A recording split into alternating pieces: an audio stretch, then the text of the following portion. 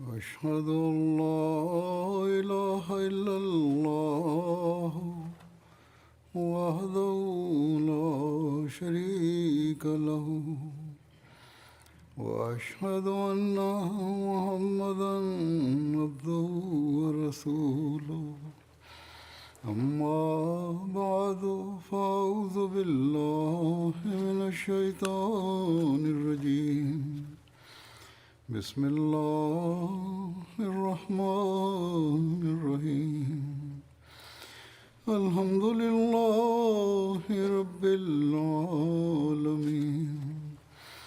الرحمن الرحيم مالك يوم الدين إياك نعبد وإياك نستعين اهدنا الصراط المستقيم صراط الذين أنعمت عليهم غير المغضوب عليهم ولا الضالين إن الله يأمر بالعدل والإحسان وإيتاء ذي القربى وينهى عن الفحشاء والمنكر والبغي يعظكم لعلكم تذكرون.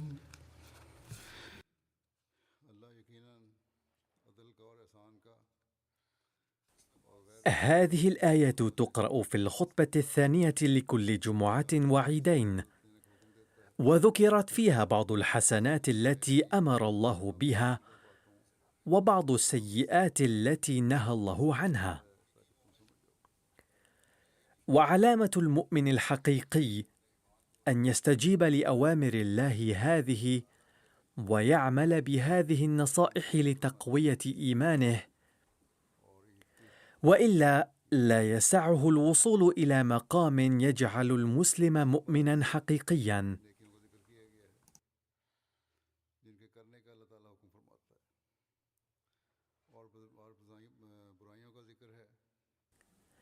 ولقد تكلم سيدنا المسيح الموعود عليه السلام عن الحسنات الواردة في هذه الآية، أي العدل والإحسان وإيتاء ذي القربى، في شتى كتبه ومجالسه. واليوم سأقدم شتى المقتبسات منه، وكل مقتبس يدور حول المحور نفسه، لكنه يحتوي على نصائح مختلفة توجهنا للعيش بحسب ما أمرنا الله به.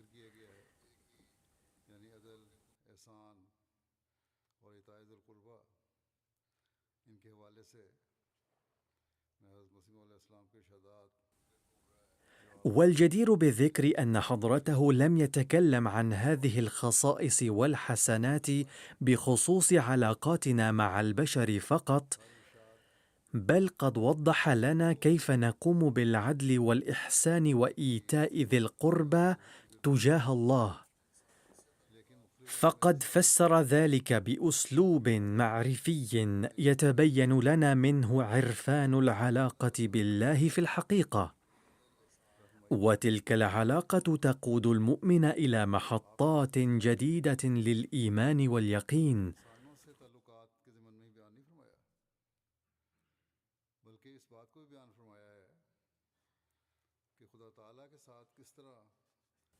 على كل حال، سأقدم لكم الآن بعض المقتبسات من كلام حضرته عليه السلام إذا تدبرها الإنسان وسعى ليجعل العمل بها جزءا من حياته، فيتزود بدستور يعقد علاقتنا بالله من ناحية، ومن ناحية أخرى يلفت أنظارنا إلى تأدية حقوق بعضنا، وبذلك يقيم مجتمعا يهتم بأداء حقوق الله وحقوق العباد. وهذا الشيء يضمن سلام المجتمع وسلام العالم أيضا. لكن المؤسف أن غالبية سكان العالم يعقدون العزم على هضم حقوق الآخرين، سواء كانوا مسلمين أو غير المسلمين. صحيح أن المسلمين يذكرون الله، ولكنهم متمادون في الظلم والاعتداء.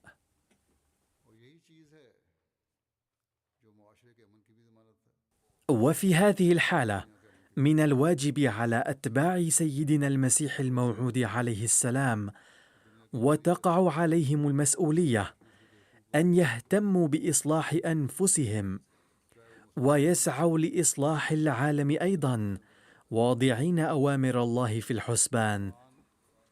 يقول سيدنا المسيح الموعود عليه السلام: إن الله يأمركم أن تعدلوا معه ومع خلقه، أي أن تؤدوا حقوق الله وحقوق العباد بالعدل، وإذا استطعتم أكثر من ذلك فلا تكتفوا بالعدل، بل أحسنوا، أي أحرزوا أكثر من الفرائض، واعبدوا الله بإخلاص كأنكم ترونه.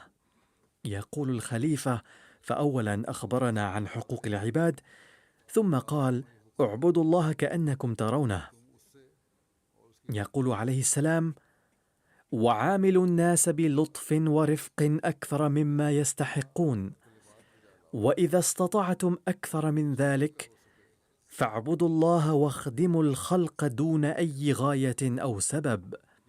يقول حضرة الخليفة: وبعيدا عن المصالح الشخصية وبعفاف، أي لا تعبدوا الله لغرض معين، واخدموا خلق الله.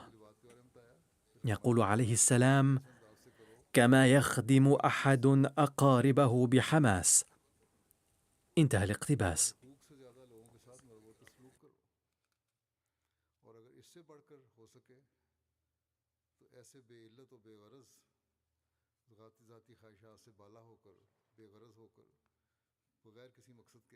ثم وضح أكثر بحسب هذه الآية، لافتا أنظارنا إلى أسلوب أداء حق الله وحق العباد أيضا، وقال: من المنطلق الأول تعني الآية أن عليكم أن تراعوا العدل في طاعة خالقكم، ولا تكونوا من الظالمين،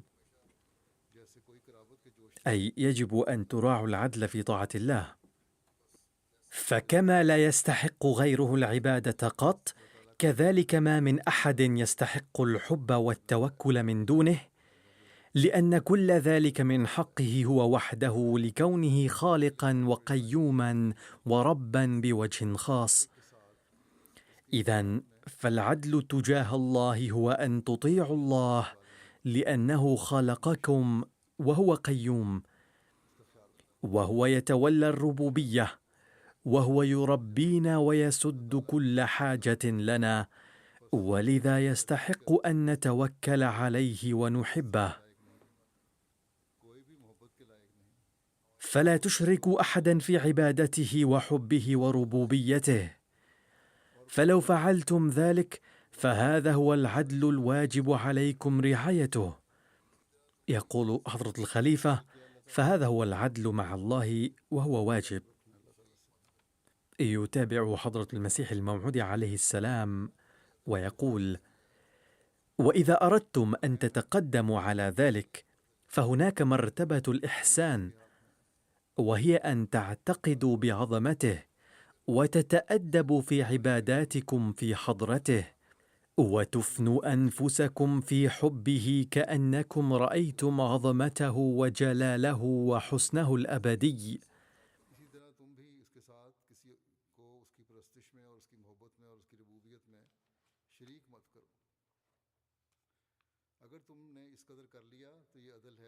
يشرح حضرة الخليفة: نحن لا نستطيع أن نحسن إلى الله، فالمراد من الإحسان إليه أن تتفانوا في عبادته وعزته وإجلاله وحبه كثيرا، وكأنكم رأيتم عظمته وجلاله ودرستم صفاته وحسنه غير الفاني.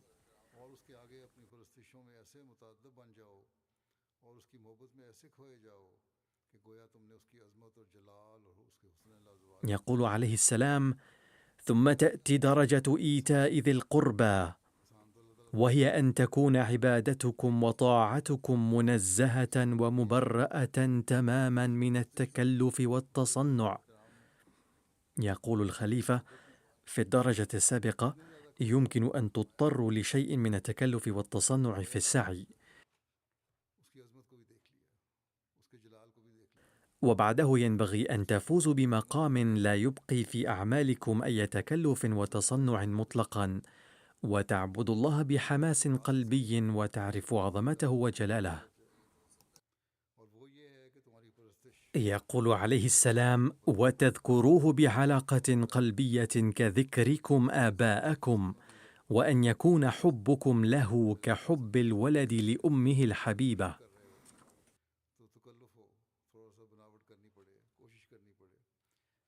ومعنى الآية من المنطلق الثاني، أي من منطلق مواساة العباد والبشر، هو أن اعدلوا مع إخوتكم وبني البشر بوجه عام، ولا تتعرضوا لهم أكثر من حقكم، وتمسكوا بالعدل. يقول حضرة الخليفة: أي اعدلوا، أما حقكم فيمكن أن تسألوهم إياه قائمين بالقسط، ولا تطالبوا ما ليس من حقكم.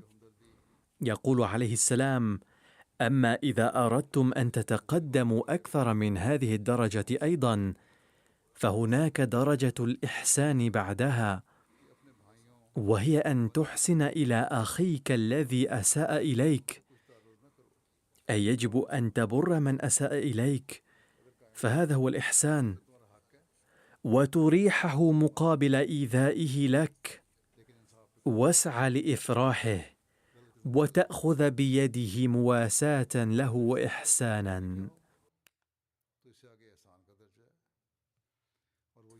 ثم تأتي درجة إيتاء ذي القربى، وهي أنه كلما أحسنت إلى أخيك وإلى بني البشر، فيجب ألا يكون نابعا من نية المن عليهم، بل ينبغي أن يصدر بصورة طبيعية دون أن يكون هناك مطلب مستقبلي في الحسبان، بل ينبغي أن يصدر منك على غرار إحسان قريب إلى قريبه، نتيجة حماس ناتج عن قرابة متينة.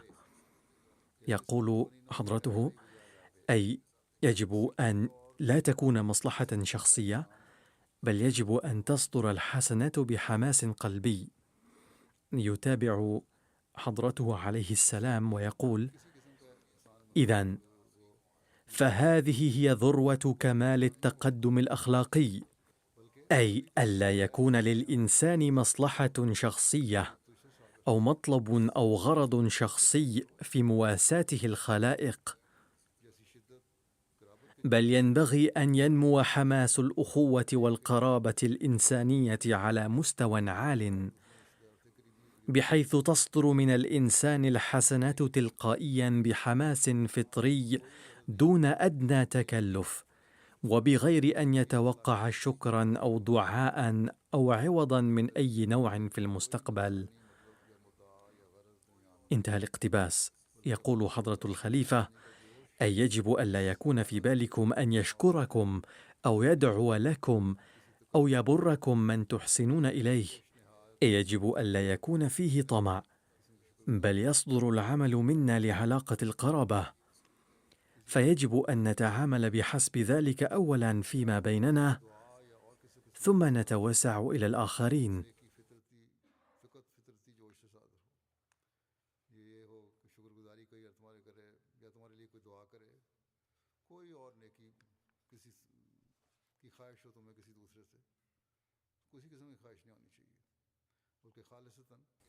يقول حضرته عليه السلام عن حقوق الله أكثر: ومعنى هذه الآية بخصوص حقوق الله أن تطيع الله متمسكا بالعدل، لأن من خلقك ورباك وما زال يربيك من حقه أن تطيعه أنت أيضا. يقول أمير المؤمنين: فهو يهيئ وسائل الربوبية، ومن حقه عليك أن تطيعه. يقول عليه السلام: وإذا كانت عندك بصيرة أكثر فعليك أن تطيع مراعيا الإحسان لا أن تراعي الحق فقط. يقول أمير المؤمنين: فأولا هناك عدل، بحيث يجب أن نضع في الحسبان أنه خلقنا ويسد حاجاتنا، لذا علينا أن نطيعه. يقول عليه السلام: بل يجب أن نطيعه ملتزمين بالإحسان، لأنه محسن ونعماؤه لا تعد ولا تحصى. يشرح حضرة الخليفة: أي ينبغي أن تعدوا منن الله، ثم نظرا لها يجب أن تطيعوه، فهذا هو الإحسان. والظاهر أن طاعتنا له محسنين أكبر درجة من العدل. ولما كانت صورة المحسن وشمائله تمثل أمام الإنسان نتيجة تدبره دوما في المحسن، فمن تعريف الإحسان أن تعبد الله كأنك تراه.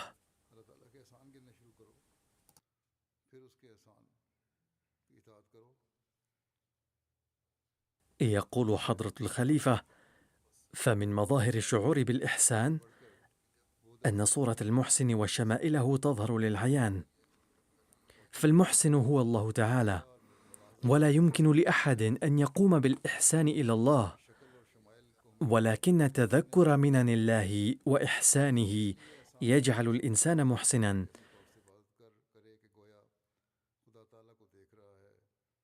وذكر حضرته طريقة لتذكر منن الله تعالى، هو أن صورة المحسن إليكم وشمائله ينبغي أن تمثل أمامكم، مما يؤدي إلى إنشاء علاقتكم القلبية معه.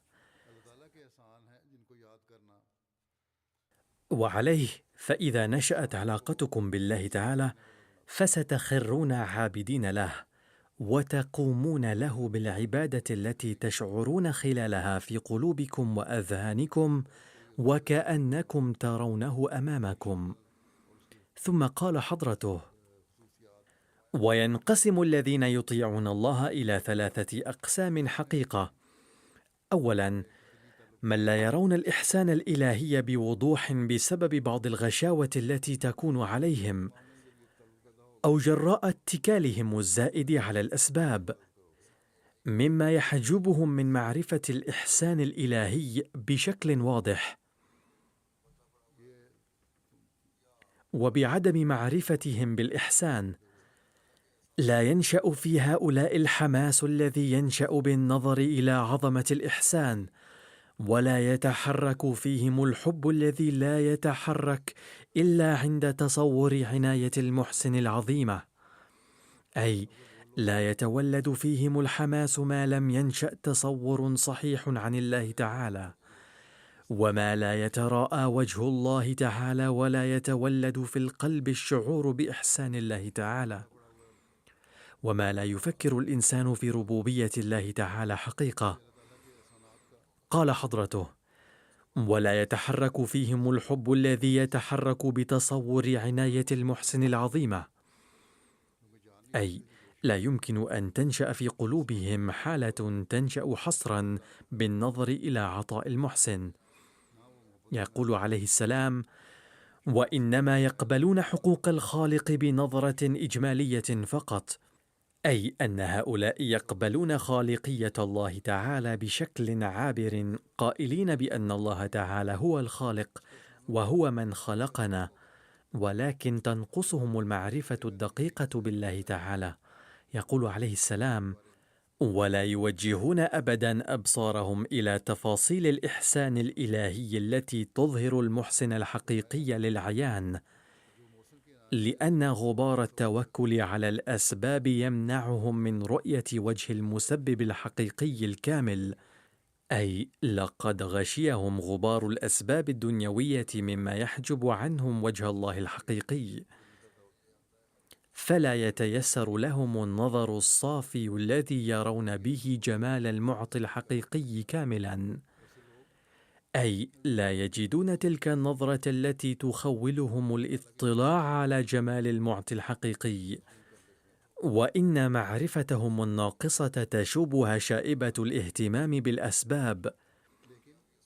يقول حضرة الخليفة: أي إن شيئا من المعرفة الإلهية التي هم حائزون عليها والعلم القليل الذي يتيسر لهم، وبناء عليه يصلون مرة ويتكاسلون في الأخرى، ويؤدون حق العبادة مرة ويهملونه في الأخرى، هما أيضا مشوبان بشوائب الاتكال على الأسباب، أي تشوبهما أمور وأسباب ورغائب دنيوية، لذلك لا تريهم تلك المعرفة والعلم وجه الله تعالى بشكل صحيح، وبالتالي لا يستطيعون رؤية إحسان الله تعالى ومننه بصورة صحيحة.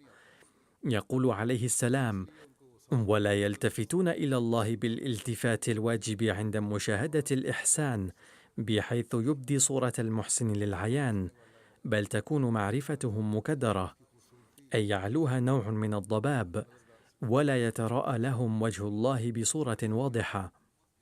والسبب في ذلك هو أنهم يتوكلون على جهودهم وأسبابهم، كما أنهم يؤمنون تكلفا فقط بأن حق الله الخالق والرزاق واجب عليهم. يقول حضرة الخليفة: أي أنهم لا يعلمون حقيقة معرفتهم، فإنهم يرون أن أعمالهم قد أنجزت جراء قيامهم بخطوة كذا، أو بسبب توكلهم على علمهم ومعرفتهم بأمور كذا وكذا.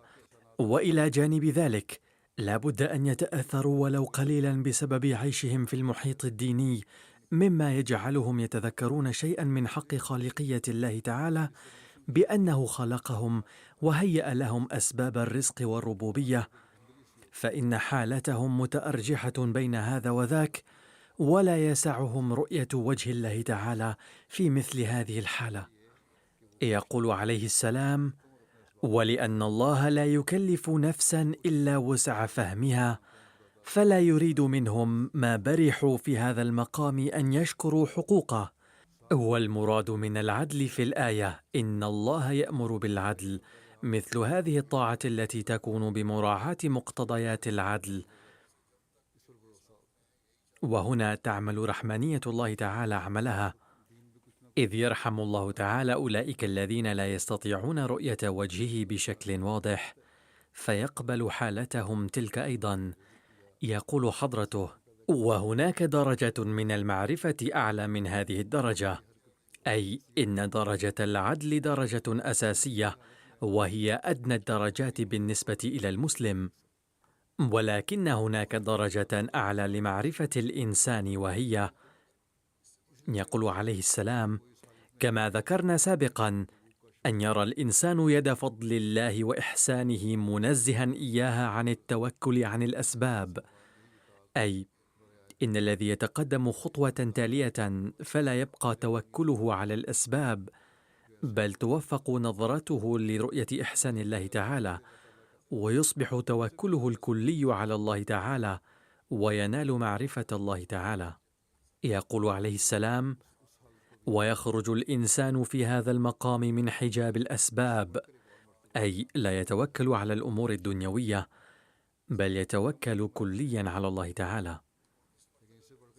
يتابع حضرته ويقول: وتبدو الكلمات التالية: إني حصدت ما زرعت، ونجحت بسبب بذل جهودي، أو نلت مرادي بسبب إحسان زيد، ونجوت من الهلاك بسبب تيقظ عمرو، باطلة وحقيرة.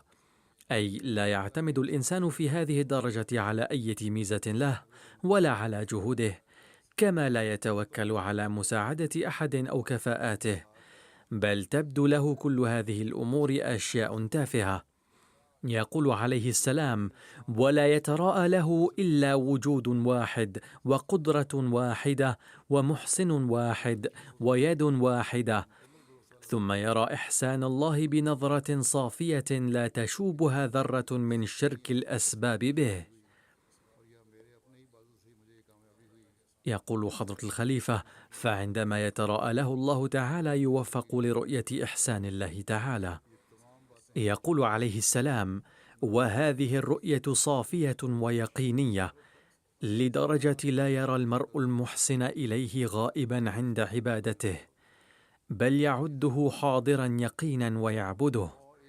أي في هذه الحالة يجد الإنسان الله تعالى حاضرا حتى أثناء قيامه بالصلاة. ويسمي القرآن الكريم هذه العبادة الإحسان، أي أن يسجد الإنسان أمام الله وكأنه يراه أمامه. هذا ما سماه القرآن الكريم إحسانا في العلاقة مع الله تعالى، وهذا ما بينه رسولنا الكريم صلى الله عليه وسلم بنفسه من معنى الإحسان، كما ورد في صحيح البخاري وصحيح مسلم. لا يتوقف الأمر عند هذا الحد، بل يقول حضرته بعد ذلك: هناك درجة أعلى من هذه الدرجة، وهي درجة إيتاء ذي القربى، وتفصيلها أنه عندما يشاهد الإنسان الإحسان الإلهي لمدة طويلة دون إشراك التوكل على الأسباب، أي يشاهد منن الله تعالى دون الاتكال على الأسباب الدنيوية ودون إشراك أحد في تلك المنن، معتمدا كليا على الله تعالى، ويعد الله حاضرا ومحسنا مباشرا ويعبده، فينشأ الحب الذاتي في نهاية المطاف له بسبب هذه التصورات. أي يجب عند ذلك حب ذاتي مع الله تعالى، ويكون منزها عن تحقيق أغراض ومقاصد دنيوية، ولن يسأل الله تعالى في هذه الحالة شيئا لكونه محتاجا إليه، بل كل ذلك يكون منوطا بحبه الذاتي. يقول عليه السلام: لأن مشاهدة الإحسان المتواتر المستمرة تؤثر في قلب الإنسان المحسن إليه بالضرورة، ويمتلئ هذا الإنسان شيئا فشيئا بحب ذاتي لمحسنه الذي أحاطت به إحساناته اللامحدودة. أي أن الشعور بالإحسان المتواتر من قبل المحسن ومعاينة إحسانه والتدبر في كيفية إحسان الله تعالى وعرفانه يؤدي إلى نشوء الحب الذاتي مع الله تعالى. فالأصل الراسخ هو أنه إذا نشأت العلاقة بهذا الشكل، فإن قلب الإنسان يمتلئ محبة ذاتية مع الله الذي تحيط الإنسان مننه وأياديه اللامحدودة. يقول عليه السلام: وفي هذه الحالة لا يعبد الإنسان الله تعالى اعترافا بإحساناته، بل يترسخ حبه الذاتي في قلبه. يقول الخليفة: ففي الدرجة الأولى يعبد المرء الله تعالى كي يسأله حاجاته، ثم في الدرجة التالية يعبد الله تعالى معتبرا إياه كل شيء، وهذه الدرجة تتصبغ بصبغة الإحسان، ثم يتقدم أكثر، فلا يعبد الله تعالى ليقدم أمامه مسألته، بل يعبد الله تعالى ويذكره مدفوعا بحبه الذاتي معه، كما يحب الولد أمه بحب ذاتي.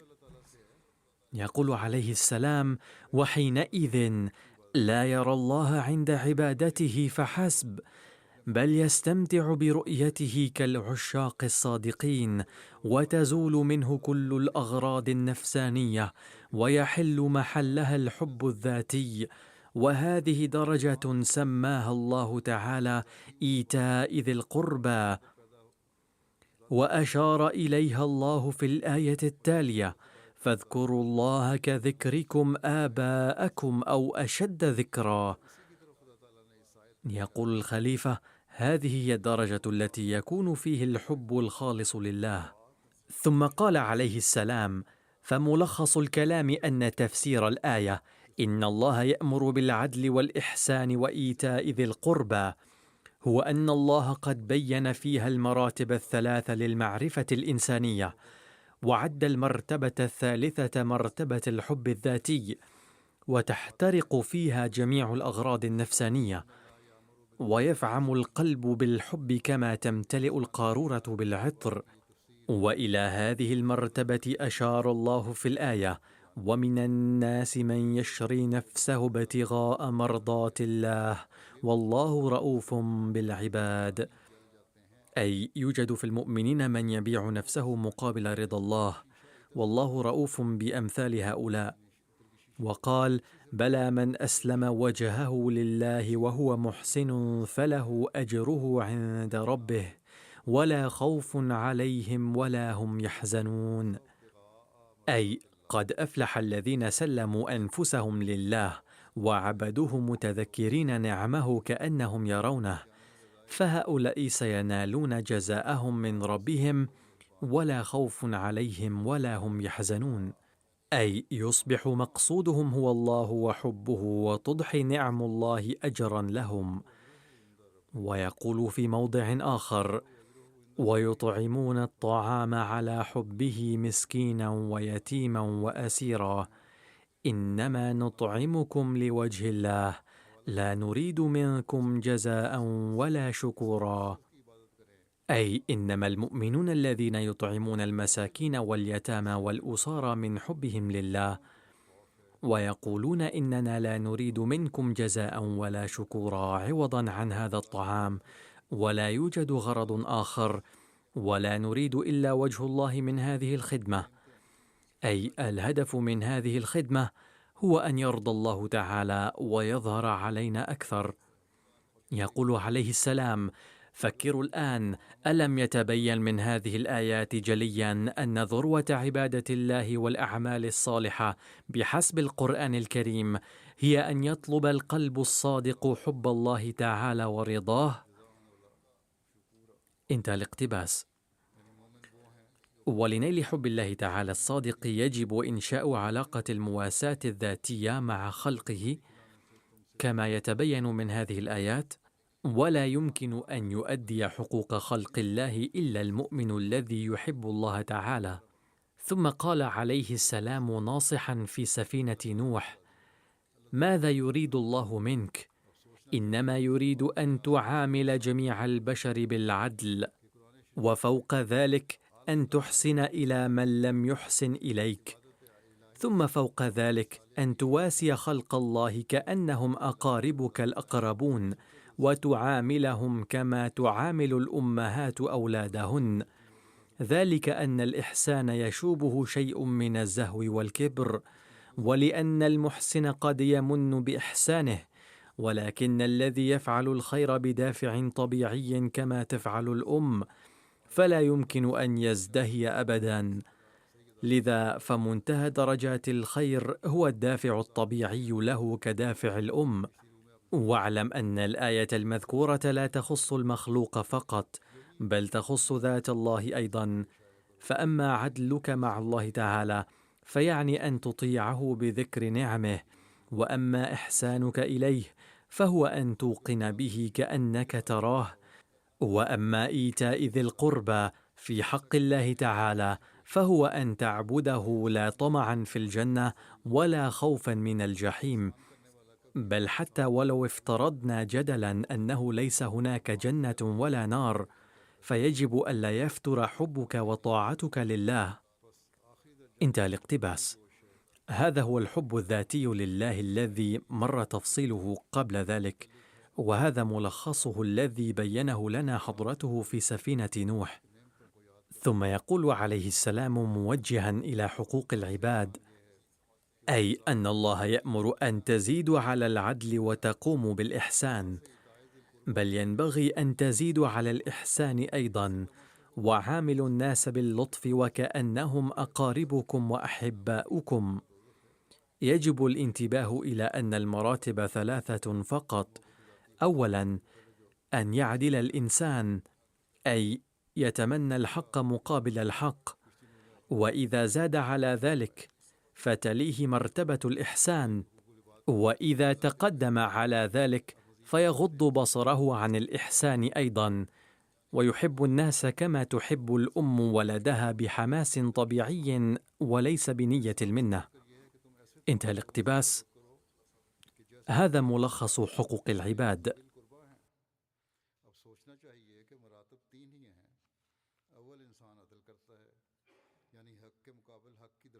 لقد بين لغير المسلمين محاسن الإسلام في بعض المناسبات، وفي بعضها نصح أبناء الجماعة، فقال في مناسبة ناصحا جماعته: عاملوا خلق الله كأنهم أقاربكم في الحقيقة.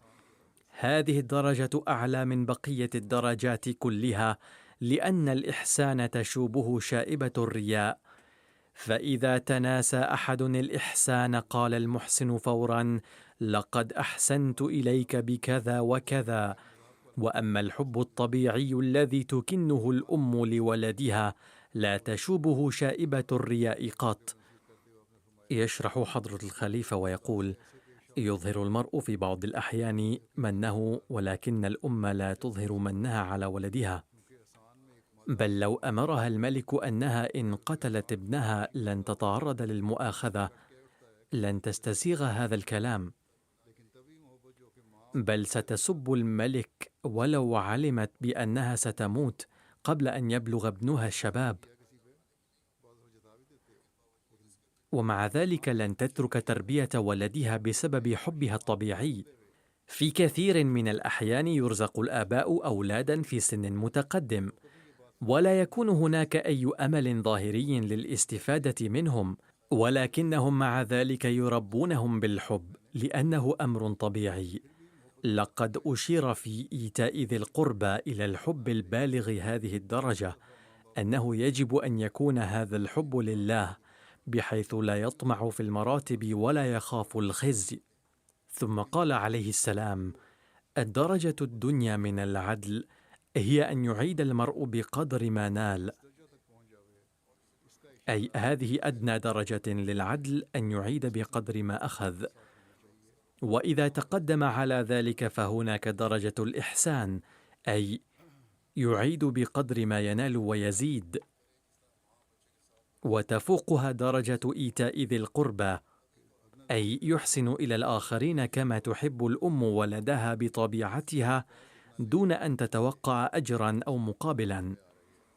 يتبين من القرآن الكريم أن أولياء الله يستطيعون أن يتقدموا ويصلوا إلى هذا الحب. يقول حضرة الخليفة: إذا شئتم وصلتم إلى هذه الدرجة من الحب مع الله أيضا. إن آفاق الإنسان ليست ضيقة، بل تتسنى له هذه الأمور بفضل الله تعالى، بل هي من مستلزمات سعة الأخلاق بعينها. إنني أقول بأن أولياء الله يتقدمون إلى أن يحبوا البشر أكثر من حب الأم أيضا. انتهى الاقتباس. يفوق حبهم للبشر حب الأم لولدها لكي يؤدوا حقوق العباد.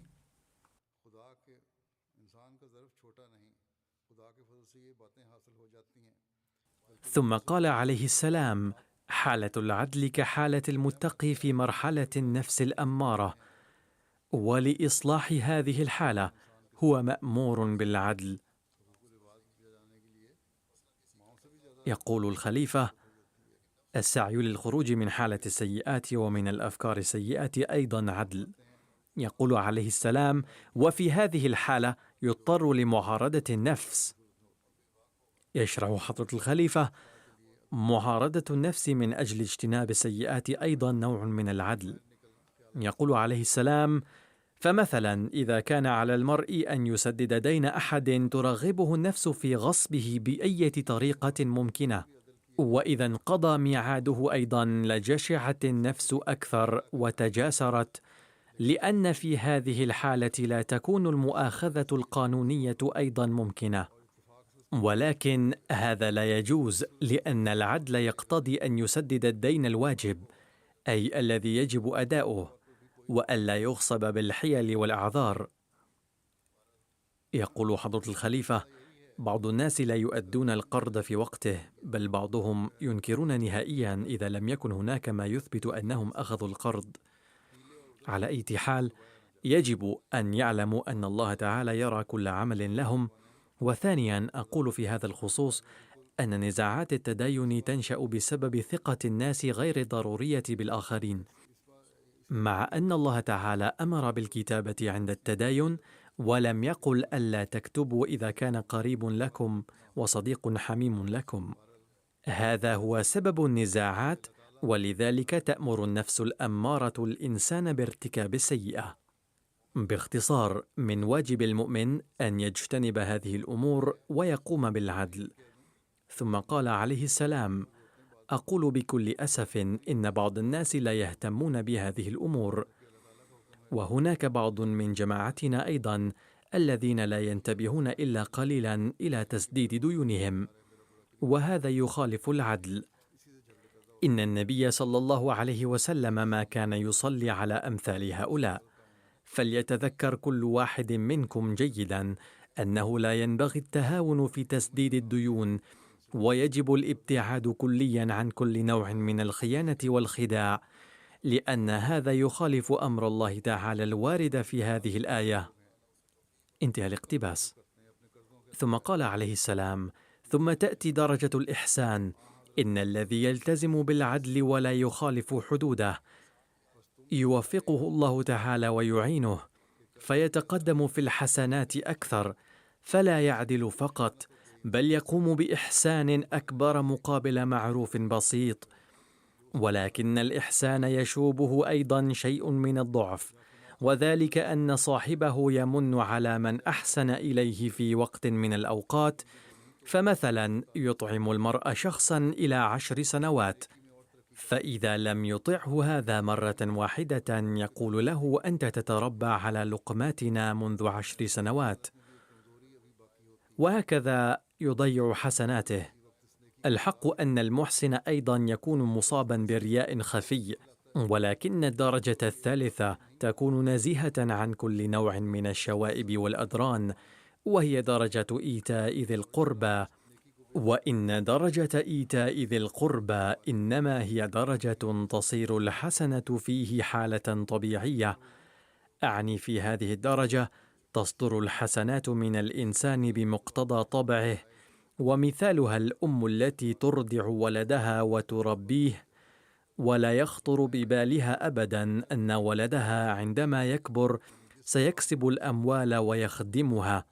ولو قال لها الملك مثلا: إنك إن لم ترضعي ولدك فيموت، فلن يؤاخذك أحد، فإنها مع ذلك لن تترك إرضاعه بناء على حكم الملك أيضا، بل سوف تشتمه بسبب ذلك، لأن تربية الولد هي مقتضى طبعها، وليس أساسها رجاء أو خوف. كذلك عندما يتقدم الإنسان في الحسنات يبلغ مقاما حيث يقوم فيه بالحسنات وكأنها من مقتضى طبعه، فهذه الحالة التي تسمى المطمئنة. ثم قال عليه السلام: تكابد الأم المشاق بنفسها وتسعى لجلب الراحة لولدها، تستلقي على فراش بلله الولد وتهيئ له جزءا جافا منه، وحين يمرض تسهر الليالي وتقاسي أنواع المصائب. فهل توجد شائبة من التكلف والرياء فيما تعمله الأم لولدها؟ كلا، إنها محبة خالصة، وبمثل هذه المحبة يجب أن يتحلى المؤمن فيما يتعلق بأداء حقوق الله وحقوق العباد. فيقول الله تعالى: عليكم أن تتقدموا من درجة الإحسان لتبلغوا درجة إيتاء ذي القربى، فأحسنوا إلى خلق الله بحماس فطري وطبيعي دون تفكير في أجر أو منفعة أو خدمة. يجب أن يكون بركم بخلق الله منزها تماما عن التصنع والتكلف. انتهى الاقتباس.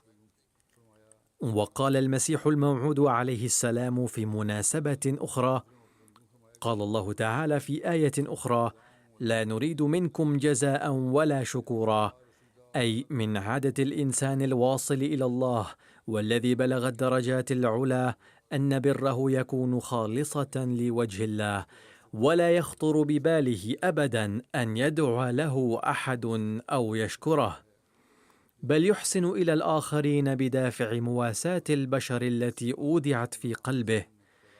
لم نر مثل هذا التعليم المقدس في التوراة ولا في الإنجيل، لقد قرأتهما صفحة صفحة، ولكن لم أجد فيهما أدنى أثر لمثل هذا التعليم الطاهر والكامل.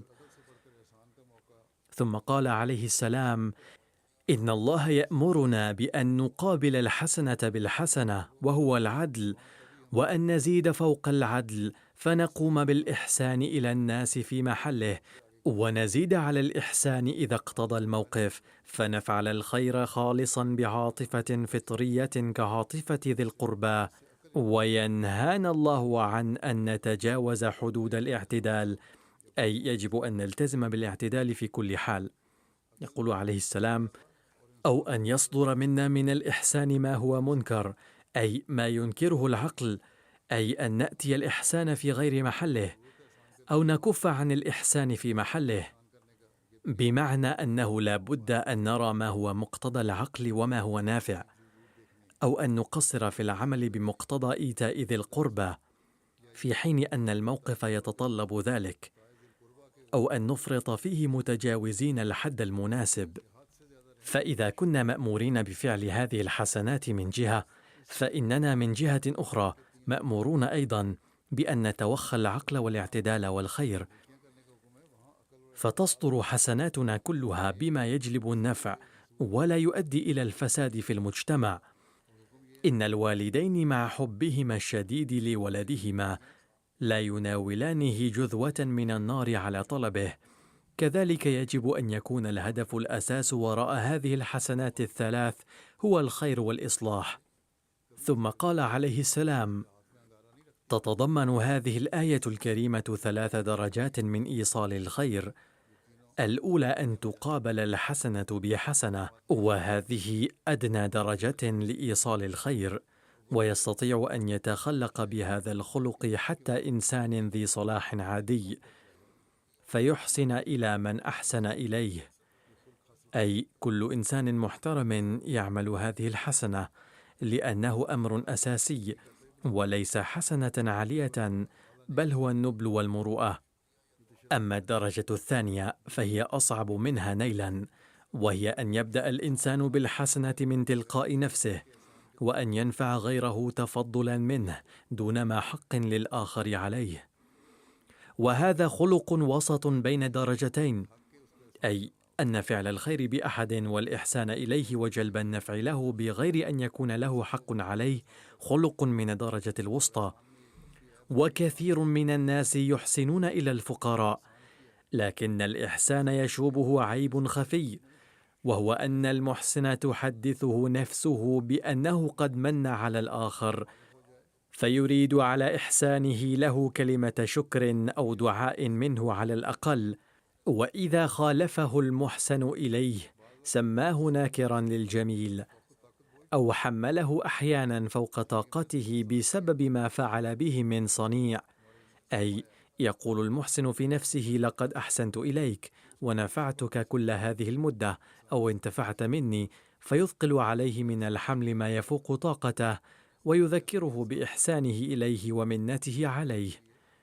ولذلك يحذر الله المحسنين بقوله: لا تبطلوا صدقاتكم بالمن والأذى، أي لا تضيعوا بالمنة والإيذاء صدقاتكم التي يجب أن يكون أساسها الصدق والإخلاص. لقد حذر الله هنا مثل هؤلاء الناس وأخبرهم أن إحسانكم هذا لن ينفعكم شيئا. إن كنتم تتصدقون على أحد فيجب أن يكون أساسها الصدق، أما إذا مننتم عليه فقد ضاعت حسنتكم تماما. يقول عليه السلام: لأن كلمة الصدقة مشتقة من الصدق، فإذا خلا القلب من الصدق والإخلاص فلا تبقى صدقته صدقة، وإنما تكون تصرفا ناجما عن الرياء. وملخص القول يكون في المحسن ضعف وعيب، إذ قد يمن بإحسانه على المحسن إليه إذا ما أخذته ثورة الغضب، فلهذا خوف الله المحسنين. وأما الدرجة الثالثة من إيصال الخير التي ذكرها الله تعالى، فهي يجب ألا يكون في قلب المحسن أي شعور بالإحسان والمن، ولا أي رجاء لتلقي الشكر عليه، بل يجب أن تصدر منه الحسنة بدافع المواساة، كالتي تكون بين ذوي القرابة القريبة، كما تحن الأم على فلذة كبدها بدافع المواساة الخالصة. وهذه هي آخر درجات إيصال الخير، وليس وراءها درجة. غير أن الله تعالى قد جعل جميع أقسام إيصال الخير هذه مشروطة بمراعاة المحل والمقام، وصرح في الآية المذكورة بكل وضوح أن كل هذه الحسنات إن لم توضع في مواضعها فسوف تصبح سيئات. فهنا تحذير أيضا بأن هذه الحسنات إذا لم تصدر في محلها المناسب الصحيح وأدت إلى الفساد في المجتمع فلن تعود حسنات بل ستصير سيئات. يقول عليه السلام: فيتحول العدل إلى فحشاء، وهي تجاوز الأمر الحد المناسب بحيث يستقبح فيه، وسيعود الإحسان منكرا.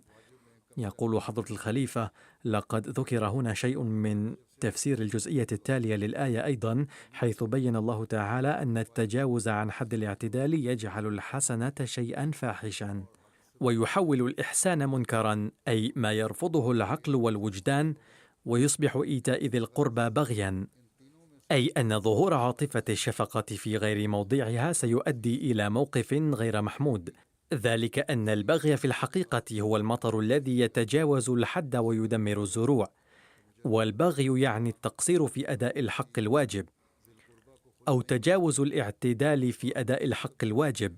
وبالجملة فإن أي قسم من الأقسام الثلاثة إذا صدر في غير محله كان خلقا سيئا، ولهذا يشترط أن يكون كل في محله. وينبغي أن لا يغيبن عن الذهن هنا أن مجرد العدل أو الإحسان أو الشفقة التي هي كشفقة ذوي القربى لا يكون خلقا في حد ذاته، وإنما هي حالات طبيعية وملكات فطرية توجد حتى في الأطفال قبل نضوج العقل فيهم. وأما الخلق فهو مشروط باستخدام العقل، كما أنه مشروط بأن تستعمل كل قوة في موضعها. وهناك في القرآن المجيد تعليمات ضرورية أخرى عن خلق الإحسان، فقد ذكرها الله كلها معرفة بأل ليشير إلى أهمية مراعاة مقتضى الظروف والأحوال عند العمل بها، أي قد حددت جميع الأخلاق بصورة معينة، أن خلق كذا وكذا يتعلق بكذا وكذا. أقول: لقد نصح المسيح الموعود عليه السلام بكسب الحسنات المختلفة بضرب الأمثلة عليها، وبهذا الشأن سرد حضرته حادثا حدث معه وقال: الإحسان شيء جميل جدا، وبه يغلب الإنسان أعداءه الألداء. كان في مدينة سيالكوت شخص يخاصم الجميع، ولم يكن على صلح مع أحد، لدرجة كان إخوته وأقاربه أيضا متضايقين منه جدا. فأحسنت إليه ذات مرة إحسانا بسيطا، فلم يسئ إلي بعد ذلك أبدا، بل كلما قابلني تكلم معي بكل أدب. كذلك جاءني عربي ذات مرة وكان يعادي أهل الحديث بشدة متناهية، لدرجة لو ذكر أهل الحديث أمامه كان لهم شتائم بذيئة. كذلك بدأ يسبهم ويشتمهم أثناء وجوده هنا أيضا، ولكن لم أهتم بذلك، بل خدمته كثيرا واستضفته جيدا. كان ذات يوم يسب أهل الحديث مستشيطا غضبا، فقال له أحد بأن الذي أنت مقيم في بيته هو أيضا من أهل الحديث، أي المسيح الموعود عليه السلام، فسكت. إن عد هذا الشخص إياي وهابيا لم يكن خطأ، بل أرى العمل بالأحاديث الصحيحة ضروريا بعد القرآن الكريم. على أي حال، غادر هذا الشخص بعد بضعة أيام، ثم قابلني صدفة في لاهور، عاملني بحسن الخلق، وهدأ ثورانه وهيجانه كله بسبب حسن ضيافتي له، وإن كان يعادي أهل الحديث من قبل بشدة متناهية. أخذني معه بإلحاح شديد إلى مسجد صغير حيث كان إماما فيه، أجلسني هناك وبدأ بتهويتي بمروحة يدوية، وأخذ يجامل كثيرا وأصر على استضافتي. فانظروا كيف يروض الإحسان القلوب. ثم يقول عليه السلام: الأخلاق نوعان، منها ما يقدمه المثقفون المعاصرون، إذ يستخدمون التملق والمداهنة باللسان عندما يقابلون أحدا وقلوبهم مليئة بالنفاق والبغض، وهذا الخلق يتنافى مع القرآن الكريم. والقسم الثاني من الأخلاق هو أن يواسي المرء مواساة صادقة دون أن يكون في القلب نفاق، وألا يستخدم التملق أو المداهنة، كما يقول الله تعالى: إن الله يأمر بالعدل والإحسان وإيتاء ذي القربى. فهذا هو الطريق الكامل، وكل طريق كامل وهداية موجودة في كلام الله، والذين يعرضون عنه لا يستطيعون أن ينالوا الهداية في أي مكان آخر. التعليم الطيب يقتضي طهارة القلب لتأثيره، والذين هم بعيدون عنه لو نظرتم إليهم بتعمق لرأيتم الرجس فيهم حتما. لا يعرف أحد متى تنتهي حياته. عليكم أن تتقدموا في الصلاة والصدق والصفاء. إذن يقول المسيح الموعود عليه السلام ناصحا إيانا أن نلتزم بالصلاة ونتقدم في العبادات والصدق والطهارة. ثم يقول عليه السلام: أنصحكم مرة بعد أخرى ألا تضيقوا دائرة مواساتكم أبدا، بل اعملوا في سبيل المواساة بالتعليم الذي أعطاه الله تعالى، أي إن الله يأمر بالعدل والإحسان وإيتاء ذي القربى، أي كونوا عادلين أولا عند القيام بالحسنة، وأحسنوا إلى من أحسن إليكم. والدرجة الثانية هي أن تحسنوا إليه أكثر مما أحسن إليكم. هذا إحسان. ومع أن درجة الإحسان أعلى من العدل وهو حسنة كبيرة، ولكن من الممكن أن يمن المحسن بإحسانه في وقت من الأوقات. وفوق هاتين الدرجتين هناك درجة أخرى، وهي أن يحسن المرء بحب ذاتي لا تشوبه شائبة المن، كما تربي الأم ولدها ولا تطمع في ذلك بأدنى أجر أو إنعام، بل تتحلى بحماس طبيعي، وبسببه تضحي بكل راحتها وسعادتها من أجل ولدها، لدرجة لو أمرها ملك أن لا ترضع ولدها وإن هلك الولد نتيجة ذلك لن تعاقب أبدا. فهل تسر الأم بسماع ذلك وستعمل به؟ كلا، بل تسخط على الملك من الأعماق على إصداره مثل هذا الأمر. فيجب أن تبلغ الحسنة مرتبة طبيعية، لأنه عندما يبلغ الشيء في تقدمه مرتبة كماله الطبيعي عندها يصبح كاملا. ويقول عليه السلام أيضا: اعدلوا مع الناس جميعا، أي خذوا بقدر ما هو حقكم، وعاملوا البشر بالعدل. وقد جاء أمر فوق ذلك، أن احسنوا إلى بني البشر، أي عاملوهم بما ليس فرضا عليكم، بل هو من قبيل الإحسان فقط. ولكن لما كان في الإحسان أيضا عيب مخفي، وهو أن المحسن يسخط أحيانا على من أحسن إليه ويمن عليه بإحسانه. لذلك قال في نهاية الآية المذكورة أن الحسنة الكاملة هي أن تحسن إلى البشر كما تحسن الأم إلى طفلها، لأن إحسانها يكون ناجما عن حماس طبيعي وليس طمعا في جزاء، إذ لا يخطر ببالها أن يعطيها الطفل شيئا مقابل إحسانها. فالدرجة الثالثة للإحسان الذي يقوم به المرء تجاه بني البشر مذكورة في إيتاء ذي القربى. إذن ليس المراد بالحسنة أن تحسنوا إلى أصحابكم، بل يجب أن تحسنوا إلى الجميع دون الطمع في الأجر والجزاء. وعند بلوغ المرء هذا المقام يصل إلى الله كما جاء في مقتبس، حيث تحدث المسيح الموعود عليه السلام في كتبه ومجالسه ونصح بشدة حول هذا الموضوع، وبين هذه الميزة من مزايا الإسلام التي لا توجد في أي تعليم في أي دين آخر. فمن واجبنا أن نعمل بحسب هذا التعليم للوصول إلى هذا المستوى والوصول إلى الله تعالى ولأداء حقوق العباد. ندعو الله تعالى أن يوفقنا للعمل بهذه الأمور وأداء حق البيعة، لأن من حقوق البيعة مواساة بني البشر أيضا. ويجب أن توجهنا كل جمعة بعد سماعنا كلمات الله مثلها إلى التقدم في الحسنات وإلى إصلاح أنفسنا، وإلا لن يبقى بيننا وبين غيرنا فرق. وندعو الله تعالى أن يري الفرق بيننا وبين غيرنا بوضوح، كما ذكر المسيح الموعود عليه السلام بكل ألم وحرقة. استمروا في الدعاء بشأن الظروف السائدة في باكستان. علينا أن نستمر في عملنا لنشر الحسنات.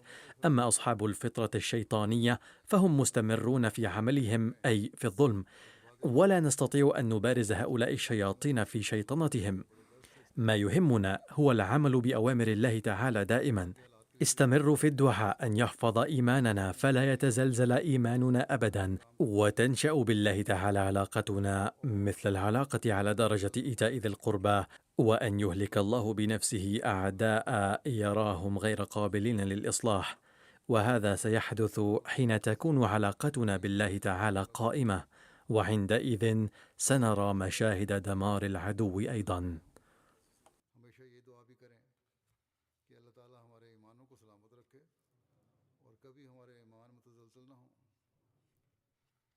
अल्लाह ताला से हमारा वो ताल्लुक़ पैदा हो जाए जो इताए ज़िल क़ुरबा का ताल्लुक़ है।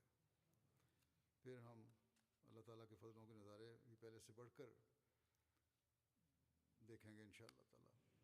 और जो दुश्मन हैं अल्लाह ताला की नज़र में और नाकाबिल इस्लाह हैं अल्लाह ताला की नज़र में, अल्लाह ताला उन्हें ख़ुद तबाह करे। और इंशाअल्लाह जब ऐसी सूरत होगी जब हमारा ताल्लुक़ अल्लाह ताला से होगा तो दुश्मन की तबाही के नज़ारे भी हम देखेंगे।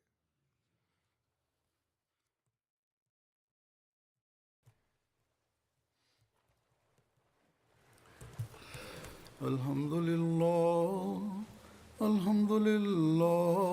नहमदुहु व नस्तईनुहु व नस्तगफिरुहु व नुमिनु बिही व नतवक्कलु अलैहि व नऊज़ु बिल्लाहि मिन शुरूरि अनफुसिना व मिन सय्यिआति अअमालिना मन यहदिहिल्लाहु फला मुदिल्ल लहु वमन युद्लिल्हु फला हादिय लहु वनशहदु अल्ला इलाहा इल्लल्लाह वनशहदु अन्ना मुहम्मदन अब्दुहु व रसूलुहु। इबादल्लाहि रहिमकुमुल्लाह